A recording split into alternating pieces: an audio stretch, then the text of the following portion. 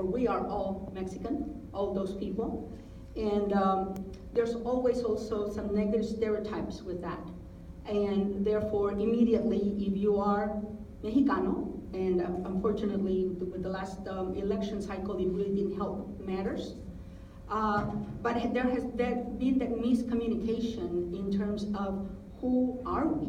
I mean, many places, many people don't take the time to see who we are. They just see, oh, you know, one of those people. At my age, I still live that, and that was something that I was really hoping that I would get to see broken before I died. But unfortunately now, we do provide early education for children of migrant farm workers in this community. Other areas, they are with the rural poor, but with that comes, you know, that stigma that you work with those people. Many times I am one of those people.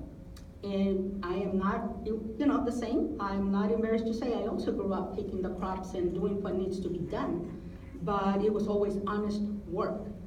And the only difference, I think, is that at least back then, for the most part, we were citizens.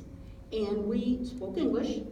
So it was hard. You know, you still had to travel, you still had to do your share of work, because that's part of the culture as well. And many times, the good part of the culture is not highlighted.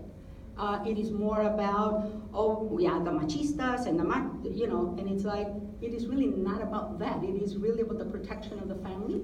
And yes, there's bad apples in every community. But that's not what identifies us just of being, you know, because you're a Mexican, you are ABCD.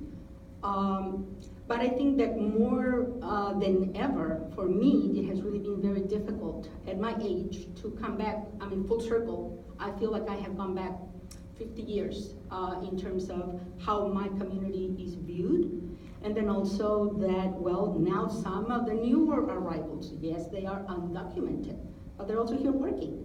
But again, immediately they're criminals, which is, I mean, I don't know, if working to feed your family is a crime, then I guess a lot of us really need to be locked up. Because that is really what these people do. I mean, they really come to do the work that needs to be done. So for me, that's what I see, just a lot of disconnect from what it is, from the reality. Yes, there's a lot of things that we need to catch up on. And again, for me, I always say, if you give us the opportunities, you know, you see some of us up here. But not everyone has that opportunity. And so it is just really about helping to even that ground, which of course, you know, that's why one of the programs that we do get funding from is Migrant Head Start. And it is just about getting an even keel, because if we all start at the same level, we are fairly smart people, believe it or not. So we just really need to somehow, and I do not have the answer, I gave that one up a while back, because there was a time that I really thought, oh my God, I'm gonna be here and we're gonna change the world. And it's been harder than I thought, but I'm still hoping that I don't die before something better happens. Rapidito, en español, yo sé que les voy a dar la versión más corta, pero la mayoría de otros van a entender un poquito. Para mí, el reto más grande es siempre que tiene que ver con algo que no podemos negar, que es el color de la piel, y si somos cafecitos, pues somos mexicanos, y automáticamente vienen todas esas otras etiquetas. Somos criminales, somos esto, somos lo otro, y muchas de las veces no hay esa oportunidad de verdad presentarnos como lo que somos, lo que podemos hacer, y más que nada, y de nuevo, las personas, los jóvenes que tenemos, que han pasado por el programa, pobres de verdad, los seguimos acosando porque queremos traer a ver de que esta familia, sí, piscó tomates, piscó naranjas, piscó lo que sea, a mucha honra, porque es un trabajo duro, pero es trabajo honesto.